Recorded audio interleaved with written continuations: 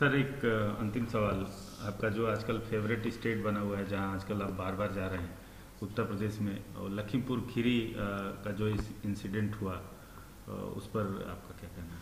नहीं, यकीनन उत्तर प्रदेश हम भारत का हर चप्पा चप्पा हमारे लिए फेवरेट है। आप क्यों सिर्फ उत्तर प्रदेश को बना रहे हैं? लखीमपुर खीरी में हम पूछना चाहते हैं आरएसएस के सरसंघचालक से, ये क्या बता, इसके बारे में क्या बोलेंगे जो किसानों को गाड़ी से रौंद दिया गया? गाड़ी से रौंद दिया गया और मंत्री कहता है कि मेरी गाड़ी है, और मंत्री अभी भी मंत्री बना बैठा रहेगा और इंसाफ भी होगा। ये सब इंसाफ नहीं होगा। ये आंखों में धूल झोंक रही है योगी सरकार और मोदी सरकार, क्योंकि अक्टूबर 20 को सुप्रीम कोर्ट में ये केस आएगा।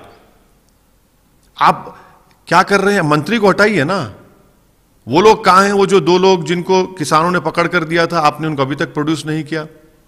तो पूरी तैयारी हो रही है इनको बचाने के लिए, और जब तक वो मंत्री पद पर रहेंगे, मुझे यकीन है कि जो 5 किसान मारे गए उनसे इंसाफ नहीं होगा।